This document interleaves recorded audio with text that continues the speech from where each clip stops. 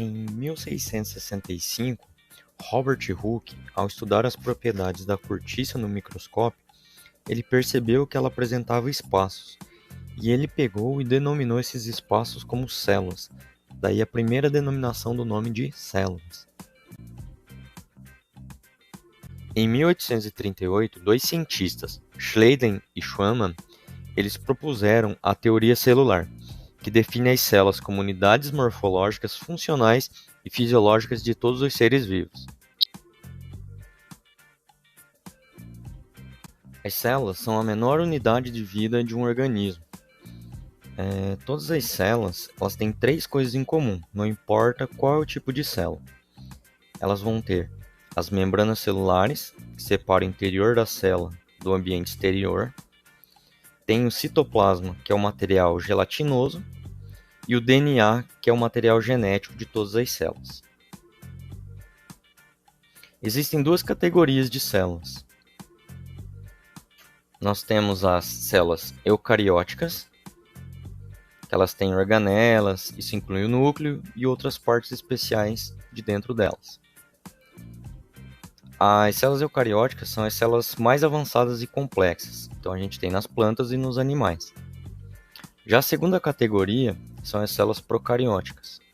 Elas têm um núcleo e a organela envolvido por uma membrana, e eles apresentam material genético que não está contido dentro do seu núcleo. As células procarióticas elas são sempre de organismos unicelulares, como exemplo as bactérias. As organelas são partes específicas de uma célula e têm tarefas exclusivas. A gente vai começar a ver sobre o núcleo, que é o centro de controle das células.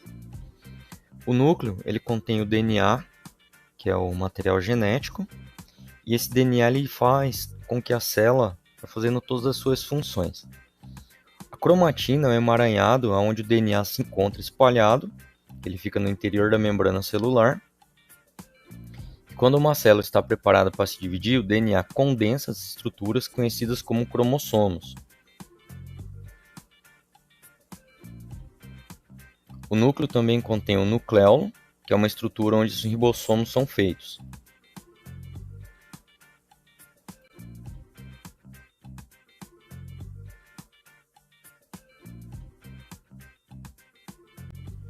Depois dos ribossomos saírem do núcleo, eles têm a tarefa importante de sintetizar, ou seja, de fazer as proteínas.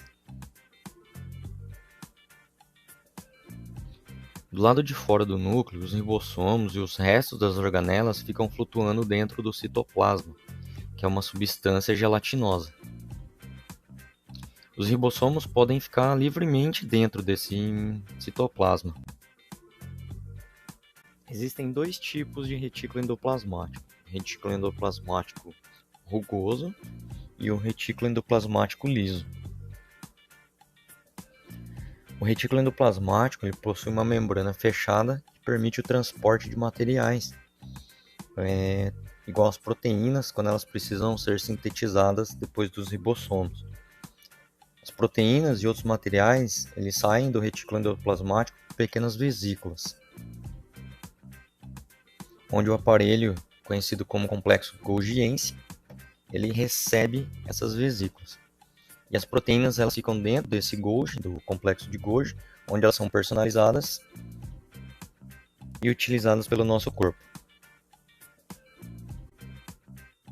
Aí nós temos agora os lisossomos. Eles são coletores dos lixos, eles levam as partes das células danificadas, tudo que está desgastado, e joga isso para fora das nossas células.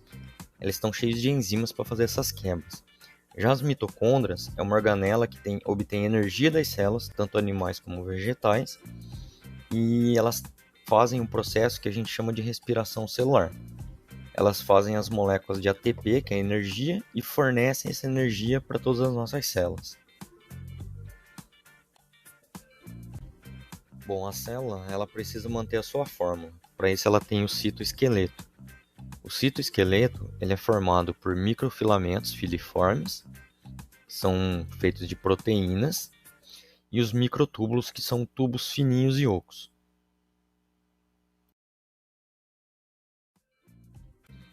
As membranas celulares, elas são estruturas dinâmicas. Elas revestem as células externamente, podem compor grandes organelas internas. Elas apresentam uma composição lipoproteica para proteger as células. Elas são semipermeáveis. O modelo que a gente está vendo no quadro é um modelo de mosaico fluido, ou seja, a membrana celular é um mosaico de proteínas dispostas entre uma bicamada fluida de fosfolipídios. E esse modelo ele foi proposto por Singer e Nicholson em 1970. Para facilitar a compreensão dos processos que possibilitam a passagem de substância, é importante a gente verificar que existe uma diferença de concentração entre os meios intra- e extracelular. Essa concentração é dada pela quantidade de soluto dissolvida no solvente. Na ilustração que a gente está vendo, nós temos 3 situações. A primeira ela é mais concentrada que a segunda, por isso essa solução é denominada de hipertônica. Já a segunda ela é chamada de hipotônica, comparada com essa primeira. E quando as duas soluções apresentam a mesma concentração, elas são chamadas de isotônicas. A difusão pode ocorrer mesmo quando há uma barreira dividindo o espaço. Nos seres vivos, essas barreiras normalmente são as membranas biológicas, e a difusão geralmente ocorre em soluções. Quando a concentração de solutos é diferente nos dois lados da membrana semipermeável e as partículas de soluto são capazes de atravessar a membrana, elas tendem a igualar suas concentrações nos dois lados da membrana. Há um movimento espontâneo do compartimento onde a concentração de soluto é maior para o compartimento onde sua concentração é menor, até que a distribuição esteja igual nos dois lados da membrana. Lembre-se de que a difusão continua mesmo depois que as moléculas estiverem uniformemente distribuídas, mas a quantidade que atravessa a membrana é a mesma nos dois sentidos. Este estado é chamado de equilíbrio dinâmico. Como você pode ver, as principais características desse movimento são a direção decrescente do gradiente e sua espontaneidade, o que significa que ocorre sem o fornecimento de energia. A transferência que ocorre através das membranas, caracterizada por essas duas características, é chamada de transporte passivo. O transporte passivo ele ocorre quando a substância passa do meio que está em maior concentração para o que está em menor concentração. Nesse caso, não ocorre um consumo de energia. No quadro, a gente está vendo os casos de transporte passivo. Por exemplo, a difusão simples, quando algumas substâncias atravessam facilmente a camada lipoproteica. A difusão facilitada, que ela precisa de uma proteína para ajudar essa difusão, uma proteína chamada de permease. E no último exemplo que a gente está vendo é a osmose, que é a passagem do solvente, que é a água, pela membrana através da célula, no sentido da passagem do meio mais hipotônico para o hipertônico. As células animais estão suscetíveis a danos relacionados à osmose. Em animais, a concentração de sais nos fluidos corporais é rigorosamente regulada. Como consequência, as concentrações de fluidos extracelulares e fluidos intracelulares são iguais. Se a concentração do fluido extracelular for maior do que a de fluido intracelular, a osmose fará com que a água se desloque para fora da célula e a mesma irá murchar. De maneira inversa, se a concentração do fluido extracelular for menor do que a de fluido intracelular, a osmose fará com que a água entre na célula. Se entrar muita água na célula, esta eventualmente se romperá. Por exemplo, a concentração de cloreto de sódio em eritrócitos humanos é de 0,9%. Sob condições fisiológicas normais, esta é semelhante à concentração no soro no exterior dos eritrócitos. Se a concentração no soro tornar-se maior do que aquela no interior da célula, a osmose fará com que a água se desloque para fora da célula e esta murchará.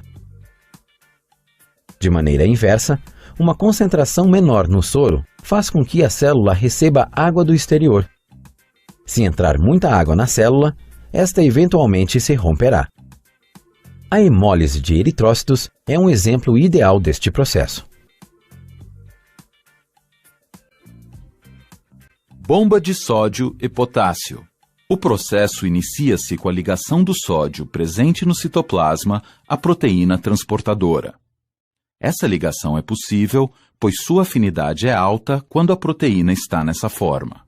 A ligação dos íons sódio estimula a fosforilação de um dos grupos fosfato do ATP, liberando energia para que o transporte ocorra. Com a fosforilação, a proteína muda sua forma, reduzindo sua afinidade pelo sódio e liberando-o no meio extracelular.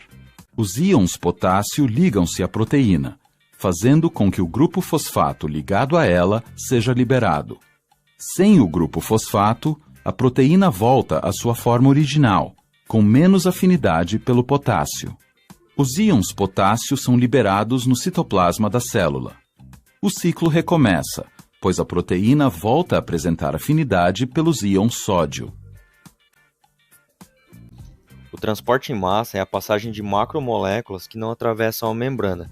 Ele pode ser dividido em endocitose e exocitose.